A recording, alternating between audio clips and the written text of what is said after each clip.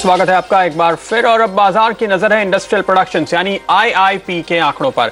1% के आसपास या उसके नीचे लगातार आईआईपी पिछले कई महीनों से हमने आते हुए देखा है। पिछले महीने का जो आंकड़ा था वो था 0.6% यानी तकरीबन आधे % का। फरवरी के लिए मार्च को लेकर उम्मीदें हालांकि यहाँ 2.5% के आसपास की है। कई सारे जो एनालिस्ट हैं या इकोनॉमिस्ट हैं उन्होंने अनुमान जताया है कि मार्च के आंकड़े दरअसल आपको काफ़ी बेहतर दिखाई दे सकते हैं, शायद 3.5 से 4% के आसपास भी। देखना होगा कि आंकड़े फाइनली निकल कर आते हैं। आईआईपी के नंबर्स पर होगी नज़र। हालांकि बाजार के संकेत के हिसाब से अगर आप देखें, चूंकि पॉलिसी अभी अभी गुजरी है और आरबीआई ने जो रेट कट करना था वो कर दिया है, उसके बाद जो संकेत दिए हैं काफ़ी ज़्यादा एक हॉकिश स्टेटमेंट आरबीआई की ओर से आता हुआ, तो ऐसी स्थिति में क्या कुछ असर होगा ये कहना मुश्किल। लेकिन फिलहाल 2.5 यानी बिल्कुल हमारी उम्मीद के मुताबिक आईआईपी का आंकड़ा आता हुआ नजर आ रहा है। मार्च में 2.5% यहाँ पर अनुमान जो अलग अलग पोल्स के थे 2 से 2.5% के, हमने आपको बताया था 2.5% और उसके मुताबिक बिल्कुल ठीक निशाने पर 2.5% की बढ़त आईआईपी के आंकड़ों में देखने को मिली है मार्च के दौरान। हमारे साथ हमारे एक्सपर्ट्स भी जुड़े हैं। एल&टी इंफ्रा फाइनेंस के सीईओ सुनीत माहेश्वरी और ट्रेड स्विफ्ट ब्रोकिंग के संदीप जैन हमारे साथ बने हुए हैं। क्रिसिल के chief economist doctor D K Joshi को भी हम शामिल करेंगे। लेकिन संदीप, बाजार के नज़र से अगर आप देखें 2.5% का ये आंकड़ा जैसी कि हमारी उम्मीद थी वैसे ही आते हुए क्या रिएक्शन होना चाहिए?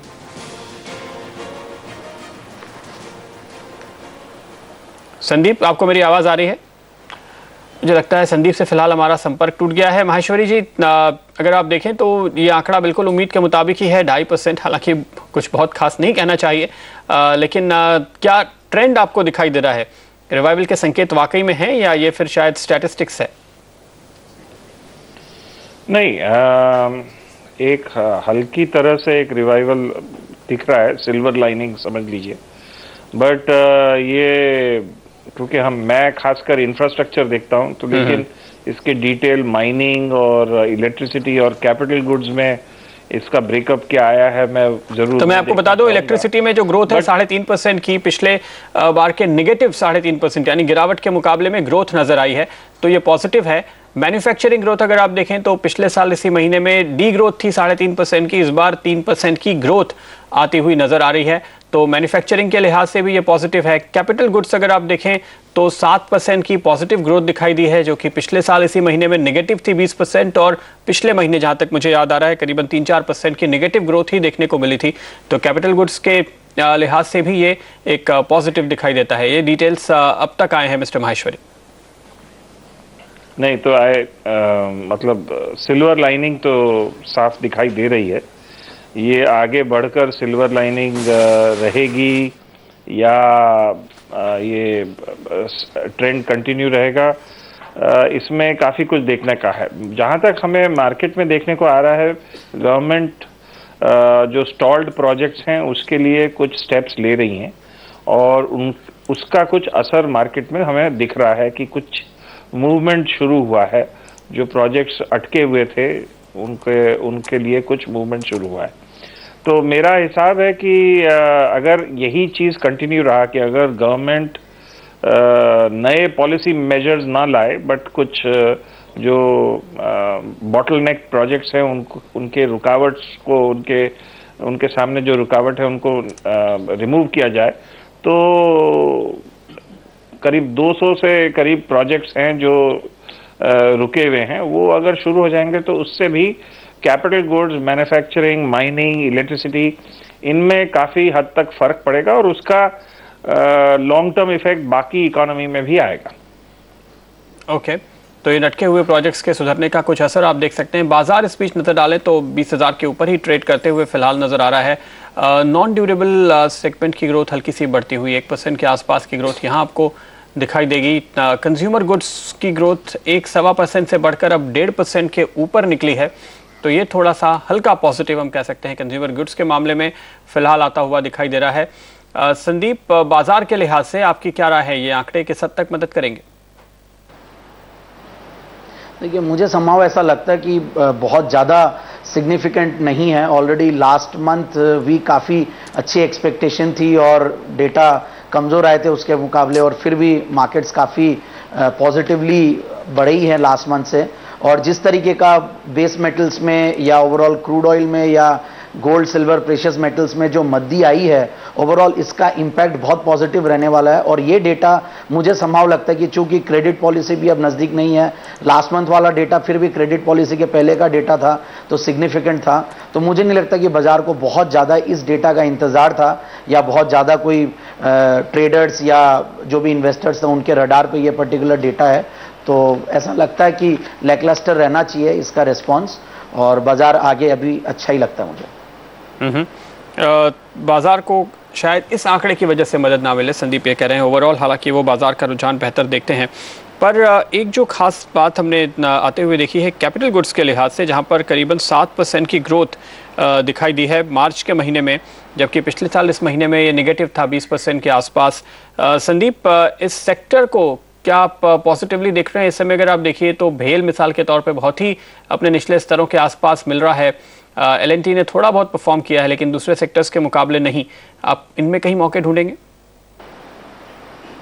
या बिल्कुल, बहुत अच्छा सवाल है Pradeep ji. In fact last month भी कैपिटल गुड्स अच्छा लग रहा था और कुछ आंकड़े अच्छे भी थे लास्ट मंथ भी IIP नंबर्स में, और इस महीने भी जो ये आंकड़े आए और पिछले YOY बेसिस पे अगर देखें तो बहुत ही अट्रैक्टिव है। और मेरे हिसाब से कैपिटल गुड्स ओवरऑल इस बजट में भी जिस तरीके से कैपिटल गुड्स या इस सेक्टर पे सरकार ने ध्यान दिया है और जो ये आंकड़े आए हैं इस हिसाब से देख के लगता है कि भेल, इनफैक्ट लास्ट मंथ भी मैंने रेकमेंड किया था इसी इंटरव्यू में, और अभी भी मुझे काफ़ी अट्रैक्टिव लगता है। डाउनसाइड रिस्क काफ़ी कम है, 180-85 के लगभग का डाउनसाइड रिस्क है, और करीब जिन लेवल्स पे चल रहा है यहाँ से करीब यहाँ और करीब 15-20% की अप्रिसिएशन मुझे दिखती है। 225 से लेकर 30 तक का लेवल्स हो सकता है बहुत ईजिली भेल अचीव कर ले नेक्स्ट कुछ मंथ्स में।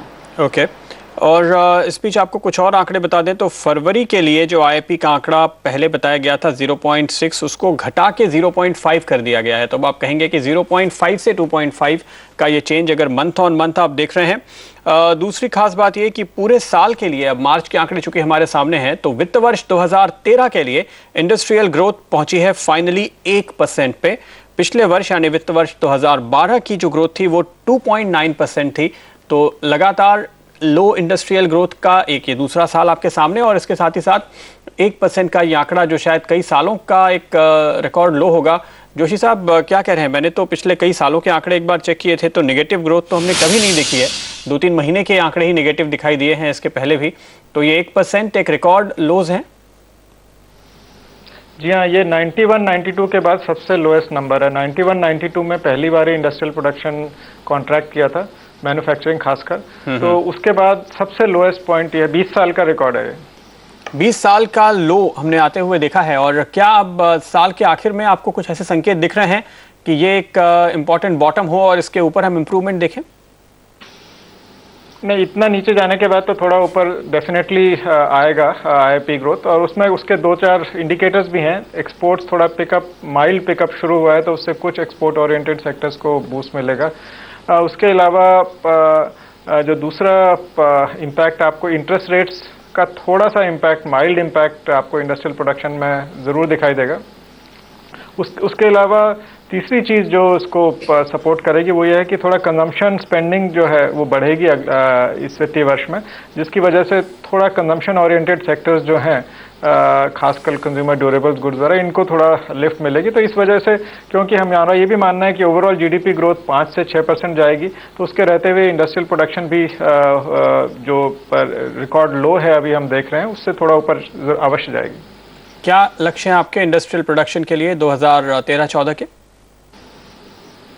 2013-14 के अगर हम GDP फोरकास्ट करते हैं तो कंस्ट्रक्शन को अगर आप शामिल कर लें, इसमें तो 4-4.5% के आसपास की ग्रोथ आपको इंडस्ट्री में दिखाई दे रही है अगले साल। वो भी आपकी ट्रेंड लेवल से काफ़ी नीचे है। ट्रेंड जो है इंडस्ट्रियल प्रोडक्शन का, ट्रेंड रेट ऑफ ग्रोथ, वो करीब 8% के करीब है।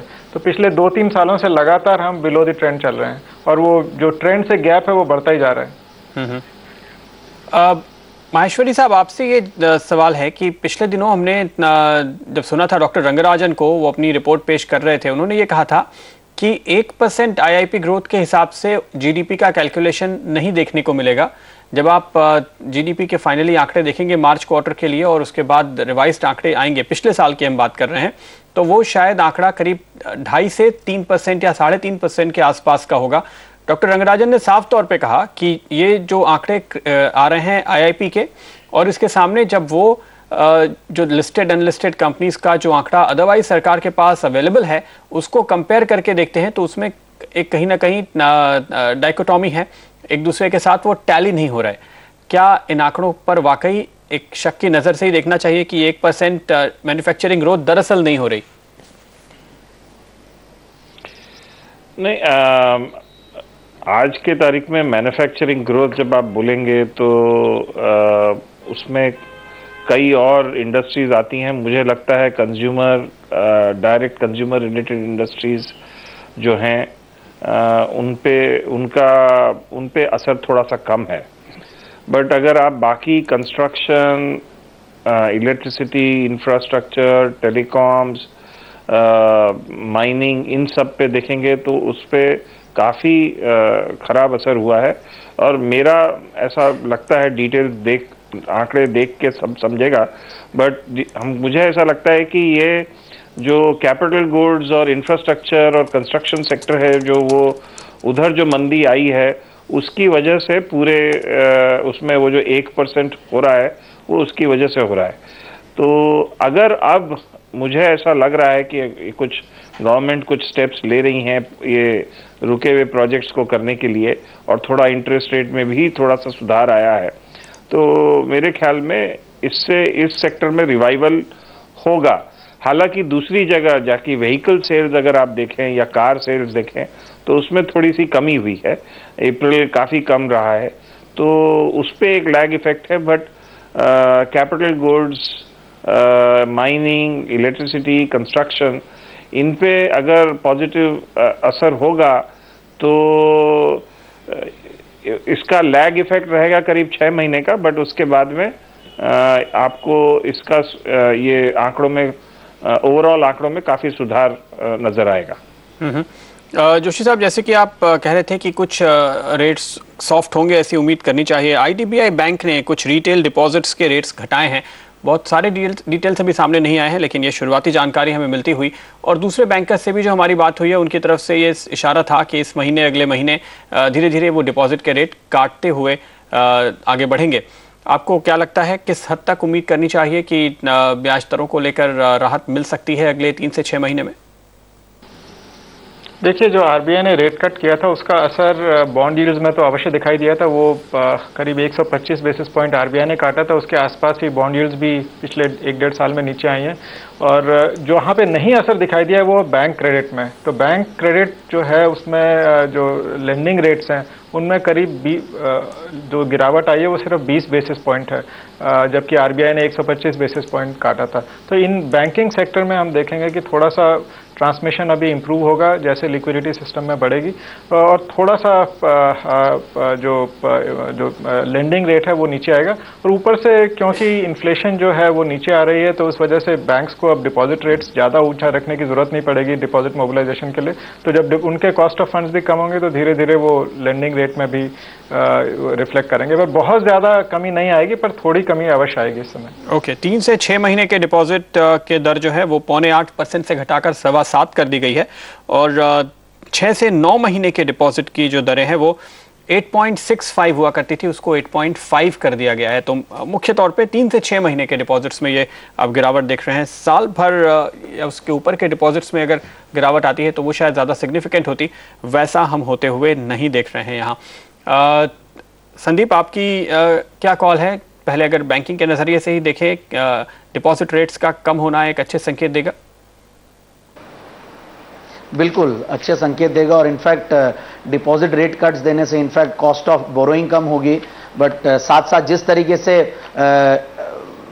आरबीआई ने रेट्स कट की है उस कंजंक्शन में इनफैक्ट लेंडिंग रेट्स कम नहीं हुई है, तो इससे भी प्रॉफिटेबिलिटी बैंक्स की बेटर ही होगी। बट यस, आगे जाके मुझे ऐसा लगता है कि जिस तरीके की रेट कट्स और भी आगे एक्सपेक्ट की जा सकती है, जिस तरीके से इन्फ्लेशन नीचे आया, तो डेफिनेटली आगे की क्रेडिट पॉलिसीज में हो सकता है कि जो सीआरआर कट इस बार नहीं आया, आगे सीआरआर कट आए तो ओवरऑल लिक्विडिटी सिस्टम में बढ़ेगी, तो हो सकता है लेंडिंग रेट्स भी कम हो जाए। और मुझे ऐसा लगता है कि ये बैंक सारी लेंडिंग रेट्स अब आगे कम ही करेगी। ये एक स्टेप होता है कि पहले डिपॉजिट रेट्स को गिराएं और फिर धीरे धीरे लैंडिंग रेट्स को भी गिराएं, तो एटलीस्ट ये जो ट्रांजिशन टाइम है इसका एक बेनिफिट मिल जाता है। संदीप, एक मार्केट स्ट्रेटेजिस्ट के तौर पे जब आप देखते हैं, क्या आप अब इस मौके पर बैंकिंग स्टॉक्स हैं जो कि सरकारी बैंक आप देखिए अपने बुक वैल्यू से 30% के डिस्काउंट पे ट्रेड हो रहे हैं, इंफ्रास्ट्रक्चर के स्टॉक्स हैं, रियल एस्टेट के स्टॉक्स हैं जिन पर ब्याज दरों की सबसे ज़्यादा मार पड़ी है, आप अब इनमें एक कॉन्ट्रेरियन प्ले देखते हैं अगले साल भर के लिए? देखिए, इंफ्रा स्टॉक्स डेफिनेटली मुझे ऐसा लगता है कि जिन लेवल्स पे ये अवेलेबल है और जिस तरीके से रेट सेंसिटिविटी है इन स्टॉक्स में, जो डेट्स है और काफ़ी कॉस्ट ऑफ फंड्स भी नीचे आएंगी ओवरऑल, तो मुझे लगता है कि कुछ इंफ्रा स्टॉक्स पे दाव लगाया जा सकता है। उनमें से एक लगता है मुझे ITNL, हमेशा से मैंने रेकमेंड किया है, रोड सेक्टर की कंपनी और सरकार का भी रोड्स पे काफ़ी फोकस रहता है। और ओवरऑल बैंक्स की अब अगर बात करें तो PSU banks definitely asset quality की वजह से इनकी जो रेटिंग है वो कम है, बट यस आगे मुझे ऐसा लगता है कि जिस तरीके के इवेंट्स हुए हैं पास्ट में, भले ही वो किंगफिशर हो या और भी कई ऐसे केसेस आए हैं, उससे RBI भी काफ़ी सतर्क हो गई और इनफैक्ट सारे बैंक्स भी काफ़ी कॉशियस हो गए हैं आगे के लेंडिंग में। तो मुझे लगता है कि इसका काफ़ी जो वर्स्ट इज ओवर कह सकते हैं और पॉजिटिव इंपैक्ट आएगा। और जिस तरीके से कुछ बैंक्स अवेलेबल है अपने बुक वैल्यू से नीचे, भले ही वो इंडियन ओवरसीज बैंक को बहुत बुरे नतीजे आए हैं, बट स्टिल मुझे ऐसा लगता है कि खोने को बहुत कम और यहाँ से अपसाइड अच्छी खासी 15-20% की एक साथ आ सकती है। तो इंडियन ओवरसीज बैंक है और बड़ी बैंक्स में PNB, जैसे कि मैंने शुरुआत में कहा था, ये अच्छे लगते हैं। और प्राइवेट सेक्टर बैंक्स को भी डेफिनेटली नजरअंदाज नहीं करना चाहिए। यस बैंक अभी भी बहुत ही अच्छे वैल्यूएशंस पे है, DCB है। तो ओवरऑल बैंकिंग सेक्टर में मुझे अच्छा अट्रैक्शन लगता है और डेफिनेटली इस पे ध्यान देना चाहिए। PSU हो या प्राइवेट सेक्टर बैंक्स हो, दोनों में से जो राइटली प्राइस्ड और राइटली वैल्यूड है उनमें डेफिनेटली इन्वेस्ट करना चाहिए। ओके, मिस्टर माहेश्वरी, क्या आपको लगता है कि संदीप जो एक ऑप्टिमिज्म दिखा रहे हैं कि बैंकों के NPAs अब आगे होते हुए नहीं दिखाई देंगे, आप चूंकि एक सेगमेंट पे खास तौर पे फोकस करते हैं, लेकिन जाहिर है कि पूरी इंडस्ट्री पे उसके लिंकेजेस पे आपकी नजर होगी, आप सहमत होंगे इस बात से? नहीं, हमें NPAs तो अभी भी दिखेंगे 6 महीने के लिए, खासकर इंफ्रास्ट्रक्चर सेक्टर में। हमें लगता है कि कोल बेस्ड पावर प्रोजेक्ट्स, और क्योंकि वहाँ पेमेंट्स नहीं आए हैं और वहाँ कोल में प्रॉब्लम अभी भी चल रहा है, हालांकि कुछ मूवमेंट शुरू हुआ है सॉल्व करने का, बट फिर भी वो जब तक उनके डे टू डे ऑपरेशंस पे उसका पॉजिटिव इम्पैक्ट नहीं होगा, उसको करने के लिए करीब और 6 महीने लगेंगे। तो वहाँ और रोड सेक्टर में, क्योंकि ओवरऑल इकोनॉमी में दबाव है, तो रोड सेक्टर में टोल्स के ऊपर फर्क पड़ा है, टोल रेवेन्यूज कम हुए हैं। तो कई कंपनियों ने जो अपने डेट रेज किए थे, कुछ ज़्यादा डेट रेज किए थे टोल्स के ऊपर, बढ़ते हुए टोल्स के ऊपर, तो वो उसमें कमी आई है। तो उनको भी, रोड कंपनीज जो हैं कुछ, उनको भी शायद रीस्ट्रक्चरिंग के लिए जाना पड़े। तो मुझे बैंकों में इंफ्रा सेक्टर के एरिया में रीस्ट्रक्चरिंग अभी भी मुझे लगता है होगा, और क्योंकि वो रहेगा, उसको निकालने के लिए, वो चीज़ को ख़त्म होने के लिए 6 से 9 महीने और लगेंगे। फिर भी मेरा समझ है कि ये अगर रीस्ट्रक्चरिंग हो जाए तो ये कंपनीज का बिजनेस मॉडल ख़राब नहीं है, और अगर इकोनॉमी में ये बॉटलनेक प्रोजेक्ट्स, रुकावट प्रोजेक्ट्स के निकाल दिए जाएं, नए ऑर्डर्स जो उनको देने हैं वो दिए जाएं, तो इनके रीस्ट्रक्चरिंग के साथ इनके जो कैश आउटफ्लोज हैं, इंटरेस्ट और रीपेमेंट्स के, उन पे फर्क पड़ेगा और ये कंपनियों को राहत मिलेगी और फिर इनका रिवाइवल होगा। तो उससे लॉन्ग टर्म में मेरे ख्याल में बेनिफिट है। इंफ्रास्ट्रक्चर और ये कैपिटल गुड्स सेक्टर वगैरह का जो है, इनका कोई भी बेनिफिट करने के लिए उनको 6 से 9 महीने लगते हैं। तो मेरे ख्याल में अब हम उस फेज में हैं। ऑन ग्राउंड में ये देख सकता हूं कि कुछ तब्दीलियां हो रही हैं, कुछ चेंजेस हो रहे हैं फॉर द बेटर, और इसका इफेक्ट होना शुरू होगा। बट ये चेंजेस कंटिन्यू रहें और डिसीजंस मिलते रहें इनको, तो ही ये होगा। साथ में गवर्नमेंट के जो पेमेंट्स हैं और ऑर्डर्स हैं वो भी आ जाएं। मैंने सुना है कि ऐसी कोशिश की जा रही है, तो इससे जरूर फर्क पड़ेगा।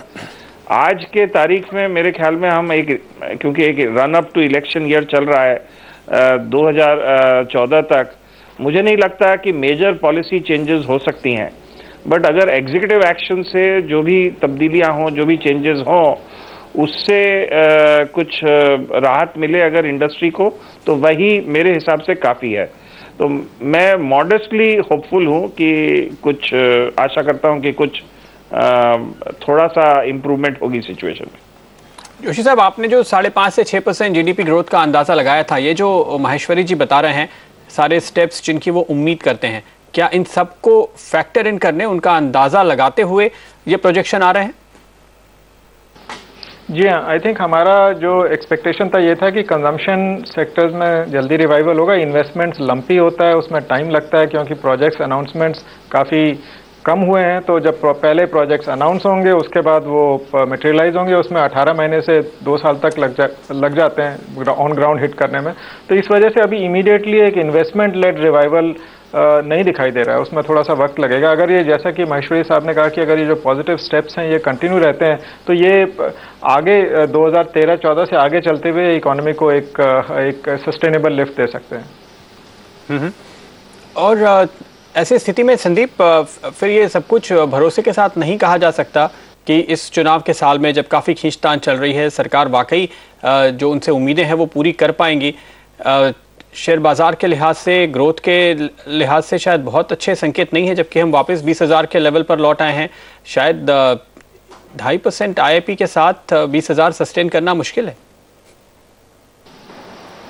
देखिए, 20,000 एक आंकड़ा है, मतलब मुझे ऐसा लगता है कि 20,000 इतना बड़ा साइकोलॉजिकल फिगर बन चुका मार्केट्स के लिए। बट अगर आप इन्वेस्टर्स के हिसाब से अगर देखें तो वैसे FMCG सेक्टर और फार्मा सेक्टर और जिनका वेटेज है और कुछ चुनिंदा बैंक्स जिन लोगों की वेटेज की वजह से ये सेंसेक्स बढ़ा, बट ओवरऑल अभी भी जो इकोनॉमी में जिनका बहुत ज्यादा प्रभाव रहता है, भले ही वो ऑटो सेक्टर हो या भले ही वो इंजीनियरिंग सेक्टर हो, कैपिटल गुड सेक्टर हो, उनमें अभी भी कोई भाव में बढ़ोतरी नहीं आई है। तो 20,000 को मैं उस हिसाब से नहीं देखता। और जो भी आंकड़े हो, इनफैक्ट बाय ऑन र्यूमर और सेल ऑन न्यूज की बात होती है, और ये इलेक्शन ईयर है तो मैं इसको ज्यादा पॉजिटिवली देखता हूं। मुझे कहीं ना कहीं लगता है कि सरकार ज्यादा पॉजिटिव एक्शन इस साल में लेगी और हो सकता है कि उसकी वजह से कुछ बेटर बेनिफिट्स मार्केट को मिलेंगे और मार्केट में यहां से और भी तेजी डेफिनेटली देखने को मिलेगी। संदीप, कंपनीज के सेल्स में जो ग्रोथ नजर आती है, जाहिर है कि उन सबका एक समेशन होके ही आप IIP या GDP जैसे आंकड़े निकल कर आते हुए देखते हैं। तो अगर आप IIP को लेकर बहुत ऑप्टिमिस्टिक नहीं हो सकते, GDP को लेकर आप बहुत ज़्यादा अच्छी ग्रोथ की बात नहीं कर सकते, तो कंपनीज के आमदनी और मुनाफे में फिर इस पूरे साल के लिए किस तरह की ग्रोथ की उम्मीद कर पाएंगे? और उसके बाद क्या ये वैल्यूएशंस आपको जस्टिफाइड लगते हैं कि सेंसेक्स 20,000 पे ट्रेड करे और आप यहाँ से भी एक पॉजिटिव रिटर्न की उम्मीद करें? आप आज अगर 20,000 के लेवल पे खरीदेंगे तो कम से कम ये मान के चलेंगे कि यहाँ से 15-20% और ऊपर जाएगा 6 महीने साल भर में, तभी लेना चाहिए। देखिए, सेंसेक्स भले ही अब ऊपर जाए या नहीं जाए, बट यहां से काफी स्टॉक्स ऐसे हैं जिनमें अगर निवेश करेंगे तो यहां से 20 से 25% का रिटर्न डेफिनेटली मिलेगा। और मुझे ऐसा लगता है कि अगर GDP टू मार्केट कैप का अगर रेशियो देखें, इनफैक्ट जो दिग्गज इन्वेस्टर वॉरेन बफे हमेशा देखते हैं और वही अगर ट्रैक करते हैं, तो आज मार्च 2008 में 9 में जो लेवल्स है उससे बहुत ही छोटा सा फिगर ऊपर है, करीब 59%, 60% मार्केट कैप के और GDP का रेशियो भी चल रहा है। तो ये एक बहुत अच्छा साइन, और यहां से मुझे लगता है कि अभी भी काफी अपसाइड बाकी है। और जब भी लास्ट टाइम मंदी आई थी, जब ये 1:1 हो जाता है, यानी कि 100% पे आता है, तो वहां पे चिंता का विषय हो जाता है। बट अभी भी काफी अपसाइड इसीलिए मुझे लगती है। और सेंसेक्स भले ही बढ़े या नहीं बढ़े, निफ्टी भले ही बढ़े या नहीं बढ़े, बट स्टॉक्स डेफिनेटली कुछ हैं ऐसे जो बढ़ेंगे। और मुझे ऐसा लगता है कंपनीज के जो रिजल्ट्स आए हैं 4th क्वार्टर के भी, उसमें आप देखेंगे सेल्स भले ही नहीं बढ़ी हो, टॉप लाइन भले ही नहीं बढ़ी हो, बट बॉटम लाइन में बहुत अच्छा असर आया। और उसका मेजर रीजन है कि जो मेटल्स में सुधार हुआ है, जो करेक्शन आया है, भले ही जो क्रूड ऑयल में आया है, तो रॉ मटेरियल प्राइसेस काफी करेक्ट हुई है, उसकी वजह से कंपनीज की प्रॉफिटेबिलिटी अच्छी रहेगी।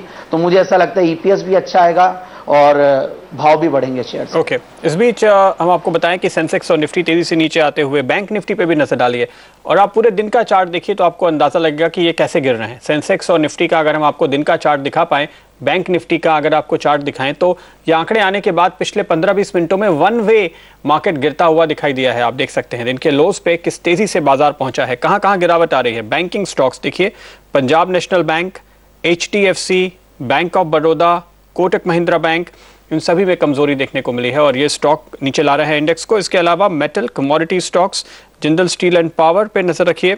कमोडिटी स्टॉक एक और हम कह सकते हैं कोल इंडिया, जहां पे अब एक और डिसइन्वेस्टमेंट की भी बातें चल रही हैं, वहां भी आप दबाव आते हुए देखते हैं। सन फार्मा में गिरावट है, तो सिप्ला में गिरावट है। तो ये फार्मा स्टॉक्स पिछले 2 दिनों से भारी मुनाफा वसूली की चपेट में है, चूंकि ये लीडर्स थे इस तेजी के।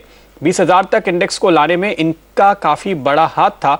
HDFC भी एक स्टॉक जो अभी हमने देखा, वो भी एक बड़ा कंट्रीब्यूटर था और वो सारे लीडर सब मुनाफा वसूली की चपेट में आ रहे हैं, जो कहीं ना कहीं इस बात की ओर संकेत देते हैं कि 20,000 के लेवल को लेकर शायद मार्केट फिलहाल बहुत कॉन्फिडेंट नहीं है। यहां पर कम से कम सांस लेने के लिए कुछ देर रुकना चाहता है। करेक्शन की तैयारी नजर आ रही है और जाहिर है कि ये जो ग्रोथ के आंकड़े फिलहाल हमारे सामने हैं वो बहुत मदद नहीं कर रहे। जोशी साहब, आखिर में एक बात आपसे, आप मार्केट के एक्सपर्ट नहीं है, लेकिन जो मार्केट उम्मीद कर रहा है उस पर आपका एक इकोनॉमिस्ट का नजरिया क्या है, हम जानना चाहेंगे। संदीप ये मान रहे हैं कि यहां से अगले साल मार्जिन कंपनियों की शायद थोड़ी बेहतर होगी, क्योंकि उन्हें लगता है कि रॉ मटेरियल सस्ते हो रहे हैं, कमोडिटीज सस्ती हो रही हैं और साथ ही साथ ब्याज दरें नीचे जाने की उम्मीद की जा रही हैं। इन दोनों फैक्टर्स के साथ एक और इंपॉर्टेंट मुद्दा जुड़ा होगा, वो ये कि क्या ग्लोबल मार्केट्स में कमोडिटीज के सस्ते होने का हमें फायदा मिलेगा, यानी क्या हमारा रुपया तो बहुत कमजोर नहीं हो जाएगा यहां से। इन मुद्दों पर क्या आप भी एक ऑप्टिमिज्म जताएंगे ताकि संदीप जी जो उम्मीद कर रहे हैं वो पूरी हो?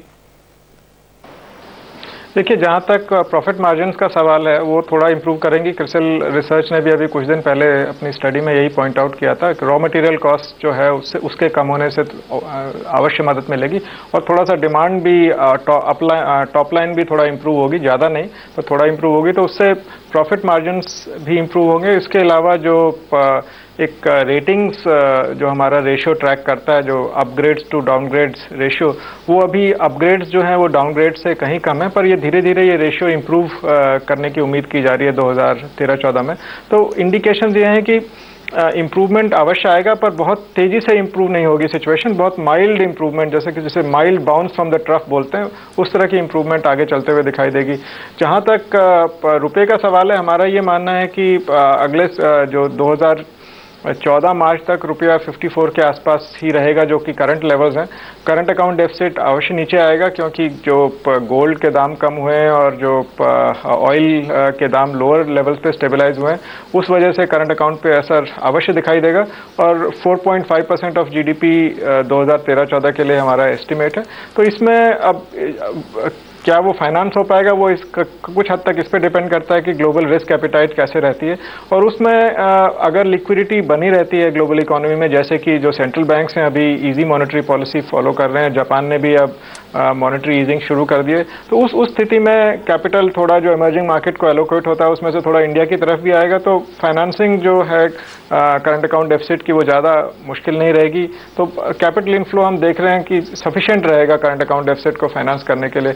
और इसमें तीसरी बात ये कहना चाहूँगा कि जो ग्लोबल इकोनॉमी में जो टेल रिस्क हैं, जो एक इवेंट रिस्क हैं, वो काफ़ी कम हो गए हैं, जिस वजह से एक सडन आउटफ्लो की पॉसिबिलिटी भी कम हो गई है। तो ओवरऑल हमारा ये मानना है कि जो एक्सचेंज रेट है वो जो आज के लेवल्स हैं इन्हीं लेवल के आसपास वो रहेगा अगले साल भी, और capital inflows current account deficit को फाइनेंस करने के लिए सफिशिएंट रहेंगे। ओके, तो उम्मीद ये आप कर सकते हैं कि यहाँ से आगे जो बड़े आंकड़े आएंगे, मैक्रो इकोनॉमिक लेवल के जो आंकड़े आएंगे, वो शायद थोड़े थोड़े बेहतर होते हुए नजर आए और बाजार के लिहाज से खबरें अच्छी कही जाएंगी तो ये सपोर्ट करने की कुछ हद तक कोशिश करेंगे। लेकिन काफ़ी ज़्यादा ज़रूरी बात जो कि यहाँ पर महेश्वरी जी बता रहे हैं और जोशी साहब भी बता रहे हैं कि ग्रोथ की रफ्तार जो 1% पे आ गई है, 20 साल के लो पर आ गई है, इसको यहाँ से रिवाइव करने के लिए ज़रूरी है कि अटके हुए प्रोजेक्ट्स को फिर से शुरू करने की जो कोशिशें की गई हैं उनको और रफ्तार दी जाए। और संदीप उम्मीद कर रहे हैं कि बाजार शायद यही मानकर चल रहा है कि इलेक्शन ईयर में दरअसल सरकार काफ़ी काम करेगी और ये अटके हुए प्रोजेक्ट्स आगे चलेंगे। इसी उम्मीद में बाजार 20,000 के लेवल पर पहुंचा है। देखना होगा ये उम्मीदें कहां तक पूरी होती हैं। वक्त है फिलहाल आप सभी से इजाजत लेने का। बहुत बहुत शुक्रिया हमारे लिए वक्त निकालने के लिए। और इसके साथ ही फिलहाल मुझे दीजिए इजाजत। ब्रेक के बाद लेकर आएंगे कमोडिटी राउंडअप।